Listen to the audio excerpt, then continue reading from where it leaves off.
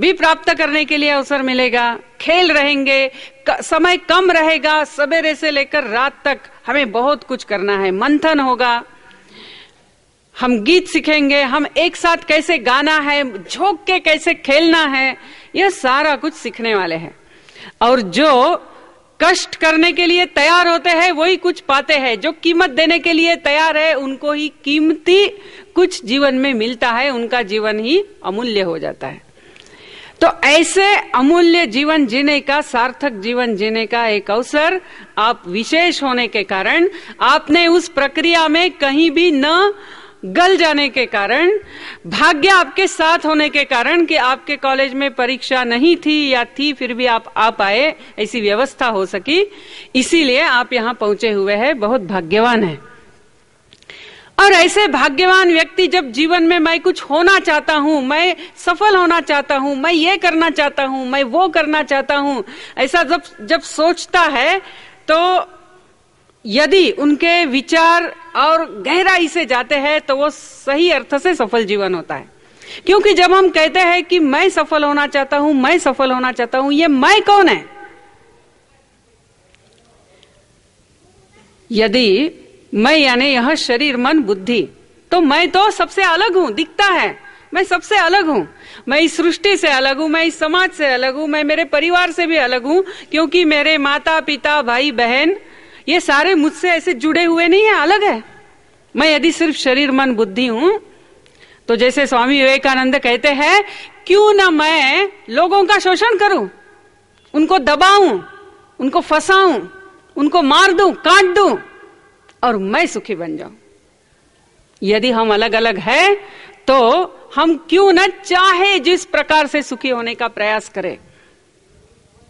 मानव ने ऐसे ही सोचा, मानव ने ऐसे ही किया, सुखी होने का प्रयास किया। लेकिन हम थोड़े कुछ प्रयास देखेंगे और हम जानते हैं कि हम दिखने के लिए हमारा शरीर अलग हो, लेकिन हम अलग नहीं है। हम सब एक दूसरे से जुड़े हुए हैं। मानव ने जब सोचा मैं सृष्टि से अलग हूं, क्या हुआ? उसने सृष्टि का शोषण करना शुरू किया, पेड़ काटने शुरू किए, जंगल साफ करना शुरू किया। आखिर क्या? मानव अपने गर्व में ऐसी बातें कर रहा था कि हमें पेड़ों से जो प्राणवायु है ना, उसकी कोई जरूरत नहीं है, हम लैब में प्राणवायु तैयार कर सकते हैं। हम ऐसे कुछ प्राणवायु के सिलेंडर बनाएंगे कि दिखने के लिए वो सुंदर पंखों का डिजाइन होगा, जो हमें एक परी के रूप में दर्शाएगा, उससे हमें हवा आती रहेगी, हमें इसकी कोई जरूरत नहीं है। प्राणवायु के लिए पेड़ों की रक्षा कोई जरूरत नहीं। अपने गर्व में मानव ने ऐसे सोचा। लेकिन जैसा वो निसर्ग का शोषण करता रहा, निसर्ग को नष्ट करता रहा, आज वही नष्ट होने के कगार पे, मोड़ पे आ गया है। ये हम सब जानते हैं। आजकल सब वही चर्चा होती है कि यदि इस पृथ्वी का टेम्परेचर बढ़ जाएगा तो पूरा बर्फ जो है वो पिघल जाएगा, हिमालय भी पानी में जाएंगे, फिर बाकी जमीन बचेगी कहां? या वो जो ओजोन लेयर का डिप्लीशन हो रहा है, उसके कारण जो रेडिएशन हमारे पास पहुंचेगा, उससे हमें कैंसर भी हो सकते हैं, कैंसर के प्रमाण बढ़ेंगे, लोगों की मृत्यु होगी। अनेक है, सुनामी जैसे कन्याकुमारी में हमने देखा।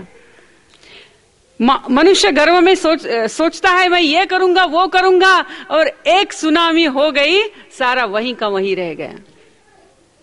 इसीलिए मनुष्य ने सोचा हम निसर्ग से अलग है, निसर्ग का शोषण किया, निसर्ग को नष्ट किया, तो आज वही नष्ट होने के मोड़ पे आ गया। दूसरा उदाहरण, अमेरिका ने सोचा कि आखिर हमारा देश ऊपर उठना है, बाकी देशों का जो भी होगा देखा जाएगा। इसीलिए CIA को लेते हुए हर एक देश में झगड़े शुरू करो, उनको वेपन्स जो शस्त्र होते हैं वो सप्लाई करो, और वही अपना मेन इनकम रहेगा, आर्मामेंट इंडस्ट्री। बाहर गन बेचो। इसीलिए खड़े किए, सद्दाम हुसैन खड़ा किया, बाद में वही भस्मासुर बन गया। तालिबान खड़ा किया, वही भस्मासुर हो गया, वही अमेरिका के पीछे लग गया। आज पाकिस्तान को खड़ा कर रहे हैं। एक एक भस्मासुर खड़े करते गए और फिर वो भस्मासुर पीछे लगा, इसीलिए उसके पीछे दौड़ते रहे। गन्स बेची क्योंकि ये थर्ड वर्ल्ड कंट्रीज है, एक दूसरों को मारने दो, नंबर थोड़ा कम हो जाएगा तो क्या बिगड़ता है। हमारा स्टैंडर्ड ऑफ लिविंग ऊपर रहना चाहिए। ऐसा होता नहीं है। जो गन बाहर बेचने लगे वही गन हाथ में लेते हुए गन कल्चर की समस्या कक्षाओं में, महाविद्यालयों में, रास्ते में अमेरिका को फेस करनी पड़ती है। इसीलिए दूसरा कोई होता नहीं है। ये मैं कौन हूं जो हम सोच रहे हैं ना, मेरा देश अलग बाकी देशों का, चाहे जो हो गड्ढे में जाए, नष्ट हो जाए, हमारा ठीक होना चाहिए, ऐसा होता नहीं है।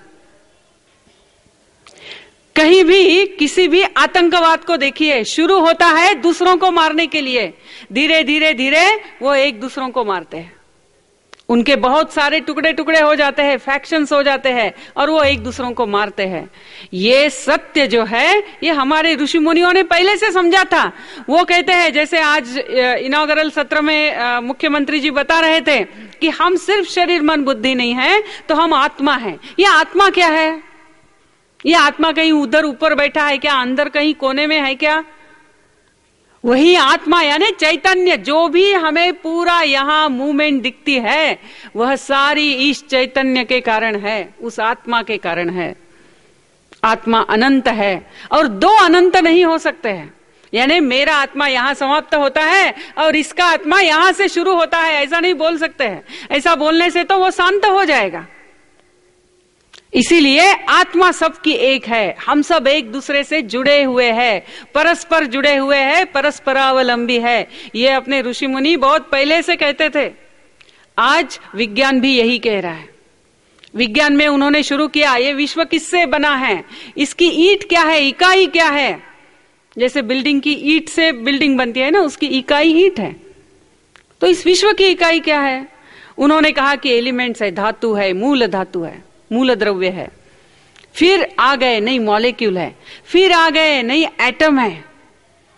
एटम इंडिविजिबल है, एटम को तोड़ नहीं सकते, वो लास्ट ब्रेक